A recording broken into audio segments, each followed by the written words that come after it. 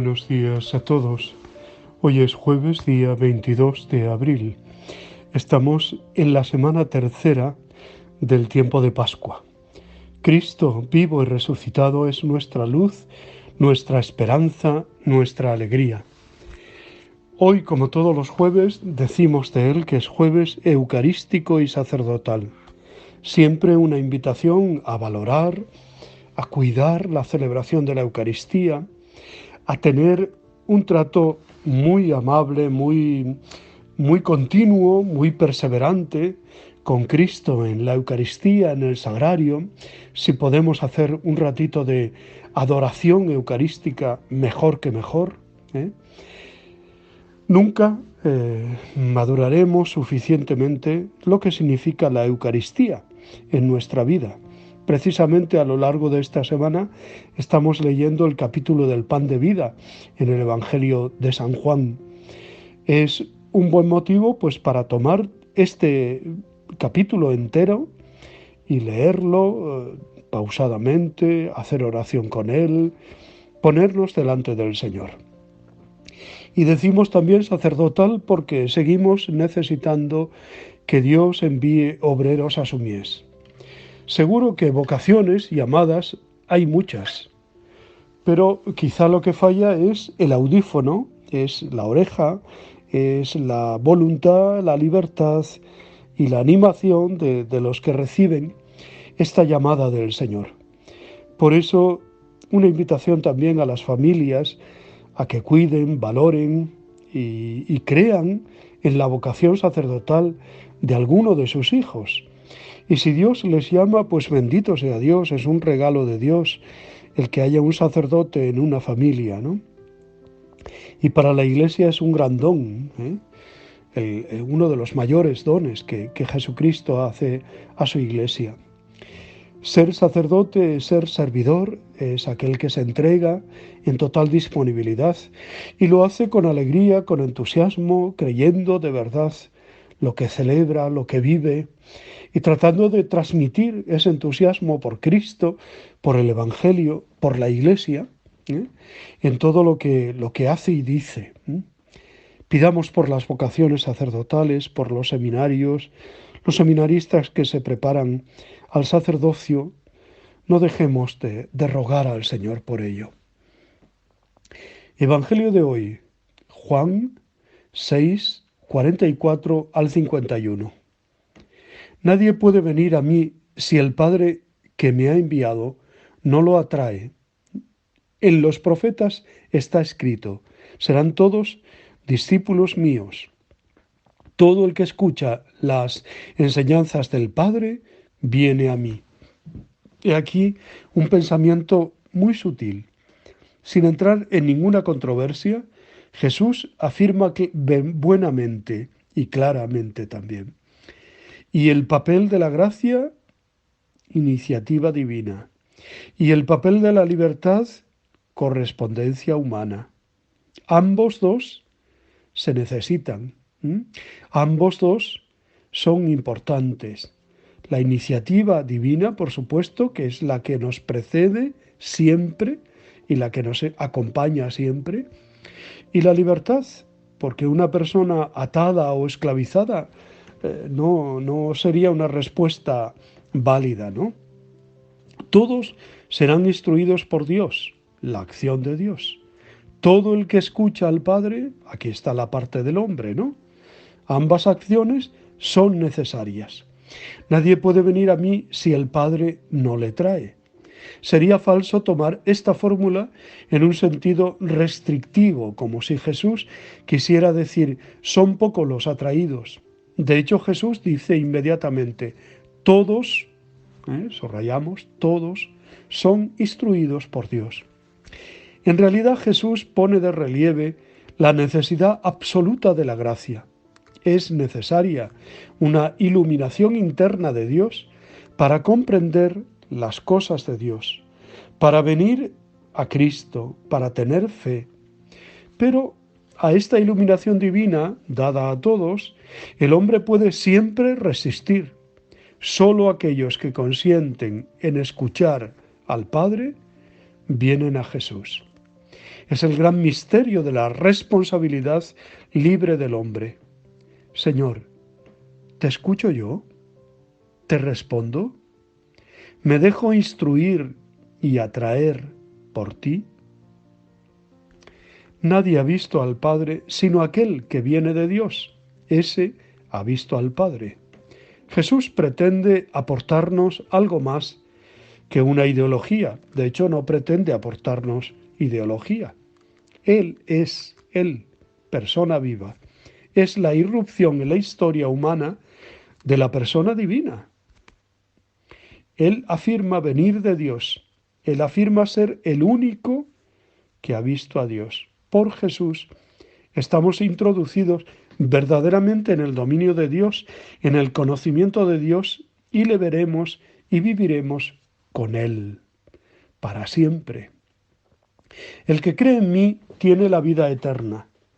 Yo soy el pan de vida. Vuestros padres comieron el maná en el desierto y murieron. Pero este es el pan que desciende del cielo, a fin de que quien comiere de él no muera. Yo soy el pan vivo que ha descendido del cielo.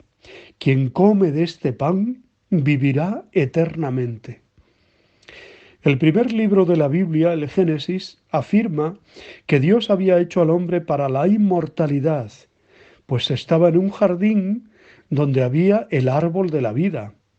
El último libro de la Biblia, el Apocalipsis, afirma que Dios volverá a dar esta inmortalidad. Al vencedor le daré a comer del árbol de la vida que está en el jardín de Dios. Apocalipsis 2, 7, 17. Ahora bien, Jesús afirma aquí que esta inmortalidad nos está ya devuelta por la fe y por la Eucaristía. Quien come de este pan no morirá jamás. El morir será simplemente un paso. Se podría objetar, pero los que comen el pan eucarístico mueren como todo el mundo. Pues bien, Jesús afirma que el alimento eucarístico, recibido en la fe, pone al fiel en posición, ya desde ahora, en el presente, de una vida eterna, a la cual la muerte física no le afecta en absoluto. Es sólo el paso. Más que un dogma, más que una moral, más que una ideología, más que un comportamiento humano generoso, el cristianismo es esto, la divinización del hombre. Dios se ha hecho hombre para que el hombre llegue a ser Dios. El gozo y la acción de gracias, Eucaristía en griego, deberían ser el estado normal de los cristianos. La grande, la gozosa, la buena nueva, que significa evangelio en griego, es esto. Dios nos da su vida eterna, su misma vida. El pan que yo daré es mi carne para la vida del mundo. Es sobre todo a partir de este párrafo que el conjunto de los comentaristas ven en este discurso de Jesús una orientación explícitamente eucarística. El pan que yo daré es mi carne para la vida, para la vida. Seréis todos discípulos de Dios, y quien dice discípulos, dice también condiscípulos, porque todos nos ayudamos, los unos a los otros, a encontrar a Jesús, como el caso de aquel funcionario etíope que leía las Escrituras sin poder entenderlas. Hasta hoy en la primera lectura. Felipe el diácono se le hizo el encontradizo y se las explicó. Aquello llenó al etíope de alegría, se bautizó y siguió contento su camino. A esto apunta el discipulado y el condiscipulado, no a quedar pegados del maestro de turno, sino a vivir a fondo nuestra fe y a seguir nuestro camino con alegría, porque nos hemos encontrado con Jesús. Esto es lo que nos alimenta, lo que nos ha alimentado, y esto es lo que nos ha ayudado también a alimentar a otros. Hoy la Iglesia celebra, entre otros, la memoria de San Sotero, Papa. nacido en Fondi hacia el año 103 y muerto en Roma, martirizado en Roma, el 22 de abril del 175. Tengo metido en la cabeza lo de 1000 y aquí todavía no hay miles, solo hay cientos. Es el Papa número 12 de la Iglesia Católica, del 166 al 175. Elegido Papa en tiempos de las persecuciones que contra los cristianos había ordenado el emperador Marco Aurelio y que habían provocado la muerte de sus predecesores, de su predecesor en concreto, Aniceto. Sotero, aunque nacido en Nápoles, era de origen griego, lo que explica su nombre, que deriva del griego y significa Salvador. El historiador Eusebio de Cesarea, en su Historia de la Iglesia, ha recogido unas frases de Dionisio, obispo de Corinto, en respuesta a una carta enviada anteriormente por Sotero a esa iglesia, en la que Dionisio da las gracias al obispo de Roma por su valiosa exhortación, en la cual invita a los fieles a una firme profesión de la fe, en unión con su obispo y presbítero.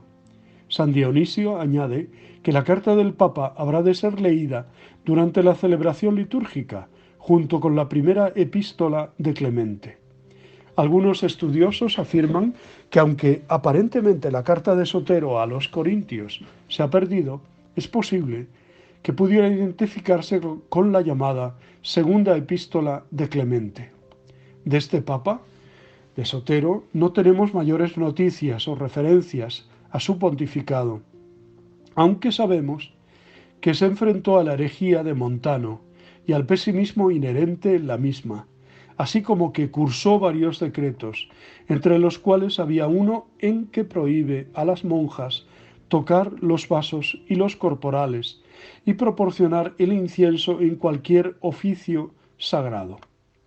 Además, confirmó que el matrimonio es un sacramento sin ningún valor si no ha sido bendecido por un sacerdote. Este papa, que ha pasado a la historia con el sobrenombre de Papa de la Caridad, falleció tras sufrir martirio el 22 de abril del 175. Pues damos gracias a Dios por la vida, la obra y el testimonio de San Sotero, un testimonio sencillo, pero que, bueno, pues ha pasado a la historia y ahí está pues su reflexión, ¿no? Sotero, ya digo, fue conocido como el Papa de la Caridad porque socorrió a todos los que pasaban por apuros y lo pudo hacer porque en la primitiva comunidad cristiana se repartían los bienes y los que tenían más daban a los que tenían menos, hasta el punto que todos eran un mismo corazón, ¿no? Y tenían un alma. Creyentes y no creyentes sentimos admiración por estos hombres y si un día nos decidiéramos a imitarlos, con seguridad que el hambre en el mundo, por ejemplo, quedaría erradicada. Pues ya digo, damos gracias a Dios por la vida y la obra de San Sotero, Papa y mártir. Os bendigo en el nombre del Padre, del Hijo y del Espíritu Santo. Un abrazo fuerte. Feliz Pascua. Os quiero.